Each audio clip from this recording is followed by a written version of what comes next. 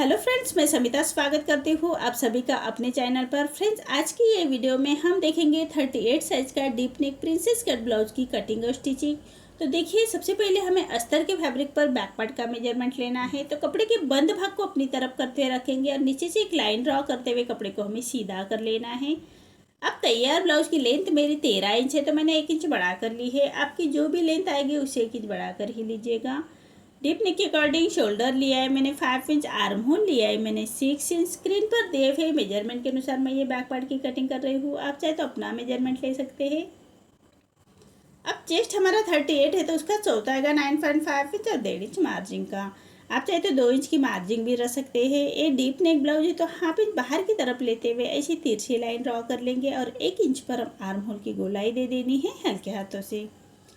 अब हमें वेस्ट का मेजरमेंट लेना है। वेस्ट हमारा 30 आ रहा है, तो उसका चौथा आएगा 7.5 इंच, 1 इंच बैक पार्ट की प्लेट्स के लिए और 1.5 इंच मार्जिन का।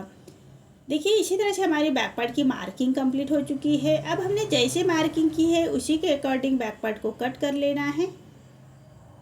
अब फ्रंट पार्ट निकालेंगे। फ्रंट पार्ट हम डायरेक्ट अस्तर के फैब्रिक पर ही निकालना है। तो ये फ्रंट ओपन है हमारा फ्रंट पार्ट, और आप फैब्रिक को ओपन पार्ट भी अपनी तरफ करते रख सकते हैं। तो देखिए, नीचे से फैब्रिक को सीधा कर लेंगे और एक प्रिंसेस कट है, तो 1.25 इंच ऊपर की तरफ लेते हुए ऐसे एक सीधी लाइन ड्रॉ कर लेंगे। और फ्रंट ओपन है, तो फ्रंट की तरफ से हमें हाफ इंच पर एक लाइन ड्रॉ कर लेनी है हाई हुक के लिए। अब दोनों लाइन छोड़ते हुए बैक पार्ट रखना है और as it is back part की जैसी हमने मार्किंग की है, कटिंग की है, उसी के हिसाब से हमें बैक पार्ट की मार्किंग कर लेनी है।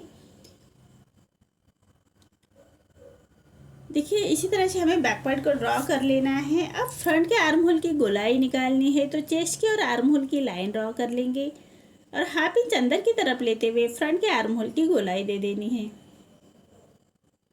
अब हमें नेक का मेजरमेंट लेना है। नेक फिट में रख रहे हो मैं 2 इंच और नेक की लेंथ रख रहे हो मैं 6 इंच और नीचे से फिट में 2.5 इंच रखते हुए ऐसा हमें एक चौकोन बॉक्स तैयार कर लेंगे और नेक का राउंड शेप दे देना है। आप चाहे तो कोई डिजाइन भी निकाल सकते हैं, मैं राउंड नेक ही बना रही हूँ। अब प्रिंस कट का मार्किंग करनी है हमें, तो मैंने नीचे से ली है 3.5 इंच पर और ऊपर से डार्ट का आ रहा है मेरा 10 इंच और सेंटर से 3.25 इंच लेते हुए ऐसा डार्ट निकालेंगे और सीधी लाइन ड्रॉ कर लेंगे। और ये लाइन हमें आर्म होल की तरफ ले जानी है ऐसे कॉर्नर से बराबर से। अब नीचे हमें प्रिंस कट का शेप देना है, तो यहाँ से ले रही हूँ मैं 1.5 इंच और लेंथ में रख रही हूँ 2 इंच लिया है और ऐसे हमें प्रिंस कट का शेप दे देना है हल्के हाथों से। देखिए, आर्म होल की तरफ से हाफ इंच बाहर की तरफ लेते हुए ऐसे हमें प्रिंस कट का शेप दे देना है। देखिए, इसी तरह से प्रिंस कट की मार्किंग हो चुकी है। अब हमें सिलाई मार्जिन का बढ़ा लेना है, तो साइड से हमें हाफ इंच बढ़ाएंगे, साइड से हाफ इंच बढ़ा लेना है और नीचे से 1.5 इंच बढ़ा लेते हैं और ऐसी तिरछी लाइन ड्रॉ कर लेंगे। नीचे से भी फैब्रिक को ऐसा छाट लेना है। देखिए, इसी तरह से हमारी फ्रंट पार्ट की मार्किंग कंप्लीट हो चुकी है। अब मार्किंग के अकॉर्डिंग कट कर लेना है। आर्म होल हम बैक का ही कट करेंगे, फ्रंट का आर्म होल स्टिचिंग के बाद कट करते हैं फ्रिंज कट के लिए। अब जैसी मार्किंग की है उसी के अकॉर्डिंग हमें कट कर लेना है और नीचे से भी फैब्रिक को छाट लेना है और नेक को भी कट कर लेंगे। जो फ्रिंज कट का पार्ट है उसको भी अलग कर लेना है। देखिए, इसी तरह से प्रिंस कट के फैब्रिक को ही हमें छाट लेना है, डार्ट का अलग कर लेंगे और नीचे से भी फैब्रिक को ऐसे छाट लेते हैं। देखिए, सभी पार्ट हमारे कट हो चुके हैं। अब सभी पार्ट हमें मेन फैब्रिक के साथ कट करने हैं। बैक पार्ट में नेक्स्ट वीडियो में लेके आऊँगी डिजाइन के साथ। अभी हमें ये वीडियो में फ्रंट पार्ट ही देखेंगे। तो मेन फैब्रिक पर रॉन्ग साइड पर रखेंगे सभी पार्ट को और एज इट इज पूरे पार्ट को हमें अटैच कर लेना है मेन फैब्रिक के साथ। देखिए, बराबर से रखते हुए स्टिच कर लेंगे और पूरे चारों साइड से हमें स्टिच कर लेनी है।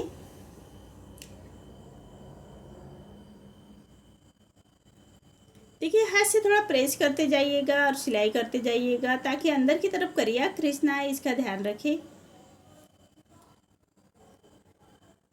अब जो हमारा मेन फैब्रिक बाहर की तरफ आ रहा है उसको हमें अस्तर के फैब्रिक के बराबर से ही कट कर लेना है। देखिए, इसी तरह से हमारा ये प्रिंस कट का पार्ट रेडी हो चुका है। अब साइड का पार्ट भी ऐसे ही रेडी कर लेना है, सामने का पार्ट। चारों साइड से उसको स्टिच कर लेंगे मेन फैब्रिक के साथ। और जो मेन फैब्रिक हमारा अस्तर के फैब्रिक के बाहर की तरफ आ रहा है उसको हमें अस्तर के फैब्रिक के बराबर से ही कट कर लेना है। देखिए मेन फैब्रिक के साथ और अस्तर के फैब्रिक के साथ मेरा अटैच हो चुका है। अब इसको हमें अटैच कर लेना है। प्रिंस कट का पार्ट ज्वाइन करते वक्त हमेशा नीचे से ही ज्वाइन कर लीजिएगा। दोनों पार्ट को बराबर से रखते हुए, खींचना नहीं है, इसी के बराबर से रखते हुए हमें स्टिच कर लेंगे।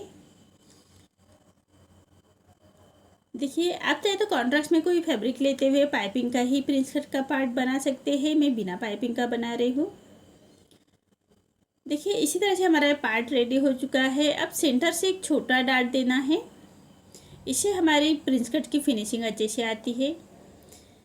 देखिए प्रिंस कट का पार्ट रेडी हो चुका है। अब कमर पट्टी अटैच कर लेते हैं। 1/2 इंच का मार्जिन कवर करते हुए हमें कमर पट्टी अटैच कर लेंगे और पूरे कमर पट्टी को छोटे कट्स लगा लेने हैं और पट्टी को पलटाते हुए पट्टी के ऊपर से हम एक स्टिच कर लेंगे और पट्टी को फोल्ड करते हुए कॉर्नर की स्टिच कर लेंगे।